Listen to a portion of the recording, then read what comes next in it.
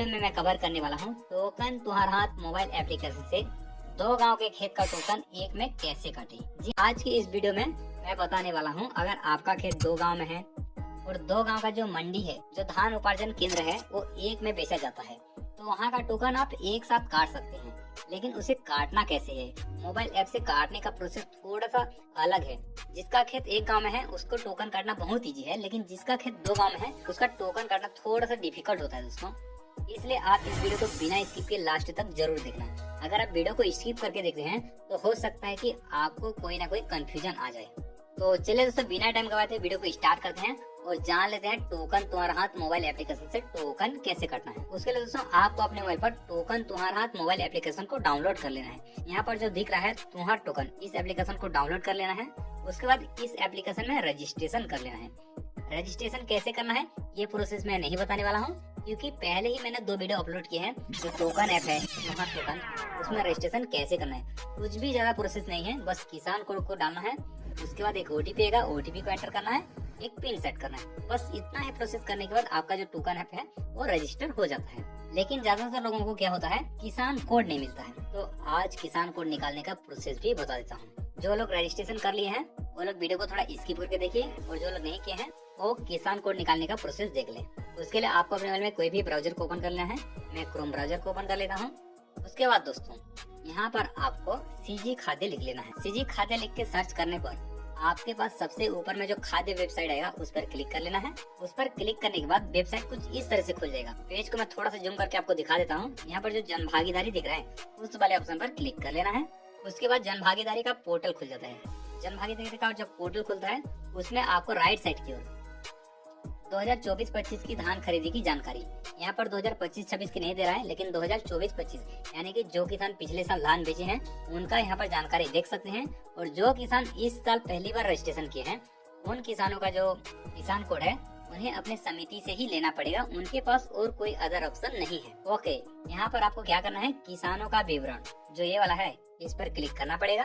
इस पर क्लिक करने के बाद दोस्तों यहाँ पर पूरे छत्तीसगढ़ के जिले का नाम आ जाता है। ये जो नीले रंग में है दिखाई दे रहा है जिला, जो जिला आपका है उस जिला पर आप क्लिक कीजिए।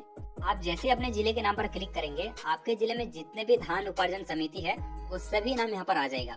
आपको यहाँ पर अपने उपार्जन केंद्र का नाम को ढूंढना है और उस पर क्लिक कर लेना है। उस पर क्लिक कर लेने के बाद कुछ इस तरह से दिखाई देगा। यहाँ पर जो किसान क्रमांक दिख रहा है सेकंड कॉलम में, वही किसान कोड होता है। उसी किसान कोड को आपको कॉपी कर लेना है और जो टोकन तुम्हारा है उसमें पेस्ट कर देना है। उसी से आपका रजिस्ट्रेशन हो जाएगा। यहाँ पर किसान का नाम देगा, किसान के पिता का नाम देगा, तो यहाँ पर आप अपने नाम, अपने पिताजी के नाम के थ्रू आप अपना किसान कोड निकाल सकते हैं। ओके, ऐप रजिस्ट्रेशन हो जाने के बाद आपको ऐप को ओपन कर लेना है। ऐप कुछ इस तरह से इंटरफेस शो करेगा। कुल 6 ऑप्शन यहाँ पर आपको देखने के लिए मिलता है। जो लोग पहली बार टोकन काट रहे हैं वो लोग को बोलूंगा कि पहले निर्देश पर क्लिक करके जो धान टोकन काटने का निर्देश है, जो नियम है, उसे पहले पढ़ ले। निर्देश दिया गया है, जो मेजर निर्देश है मैं उसी को बोल देता हूँ आपको। यहाँ पर आप देख सकते हैं, सीमांत कृषक जिसका जमीन 2 एकड़ या उससे कम है उसको अधिकतम 1 टोकन काटने की अनुमति है। और जो लघु कृषक है जिनका जमीन 2 से 10 एकड़ के बीच है वो लोग अधिकतम 2 टोकन काट सकते हैं। और जिनका जमीन 10 एकड़ से ज्यादा है वो अधिकतम 3 टोकन काट सकते हैं। जो टोकन काटेंगे उसका जो धान का मात्रा है वो 40 किलो बोरी के अनुपात में होना चाहिए। टोकन काटने का जो समय है और रविवार से शुक्रवार का जो सुबह से 8 बजे से शाम के 5 बजे तक का समय है। ओके, तो इस तरह से यहाँ पर कुछ 12 पॉइंट दे गए हैं। आप उन सारे निर्देश को पढ़ लीजिए, सभी हिंदी में है, आप बड़ी आसानी से समझ जाएंगे। उसके बाद आपको टोकन काटने के लिए आवेदन करे वाले ऑप्शन पर क्लिक कर लेना है। आप जैसे टोकन के लिए आवेदन करे वाले ऑप्शन पर क्लिक कर देंगे, यहाँ पर आपको दिनांक दिखाई देगा और उसमें उपलब्ध मात्रा ऐसा यहाँ पर आपको लिस्ट दिखाई देगा, कौन से दिनांक के लिए कितना मात्रा में धान उपलब्ध है। उसके बाद जिस दिनांक के लिए आप धान का टोकन काटना चाहते हैं उस पर जो आवेदन करे वाले ऑप्शन है उस पर क्लिक कर लेना है। बट ध्यान रहे कि यहाँ पर जो धान का मात्रा है ये मात्रा उपलब्ध रहना चाहिए। यहाँ पर जैसे 3 क्विंटल उपलब्ध है तो आप 3 क्विंटल से ज्यादा नहीं काट सकते हैं, इस चीज का आप ध्यान रखें। उस पर क्लिक करने के बाद इंटरफेस कुछ इस तरह से दिखाई देगा, जिसमें यहाँ पर दिखाई देगा आपका जो समिति है उसमें कितना क्विंटल धान बचा हुआ है। यानी कि आपका जो समिति है उसमें जो धान बेचने का जो कैपेसिटी है वो कितना क्विंटल अभी खाली है। जैसे अभी यहाँ पर 63 क्विंटल बचा हुआ है। यहाँ पर किसान का जो लिमिट है वो दिखाई देगा कि ये किसान का धान कितना बेचा जा सकता है। 120 क्विंटल 90 किलो ये किसान धान बेच सकते हैं। उसके बाद यहाँ पर आपको धान की मात्रा एंट्री करने के लिए बोला जाएगा। यहाँ पर जो धान की मात्रा है वो आप 40 के अनुपात में एंट्री करें। अगर हम यहाँ पर 63 एंट्री करेंगे तो वो 40 के अनुपात में नहीं होगा, इसलिए हम यहाँ पर 63.20 यानी कि 63 क्विंटल 20 किलो एंट्री किए हैं। उसके बाद आपको टोकन आवेदन का पूर्वावलोकन करे और पुष्टि करे वाले ऑप्शन पर क्लिक कर लेना है। आप जैसे उस वाले ऑप्शन पर क्लिक करेंगे तो आपको यहाँ पर कुछ इस तरह का पॉपअप शो करेगा। क्या आप चुने गए दिनांक के लिए धान की मात्रा का टोकन जारी करना चाहते हैं? तो यहाँ पर सिंपली आपको हाँ वाले ऑप्शन पर क्लिक कर लेना है। उसके बाद फिर से और एक बार पॉपअप शो करेगा। यहाँ पर भी आपको सिंपली हाँ वाले ऑप्शन पर ही क्लिक कर लेना है। आप जैसे हाँ वाले ऑप्शन पर क्लिक करते हैं दोस्तों, यहाँ पर जो आपका टोकन है वो सफलतापूर्वक कट जाएगा और आपका जो टोकन क्रमांक यहाँ पर दिखने लग जाएगा। लेकिन दोस्तों ये कब कटता है? जिसका जमीन एक ही गांव में होता है उनका टोकन यहीं से कट जाता है। इनका टोकन काटने के लिए और कोई भी ओटीपी की जरूरत नहीं पड़ता है।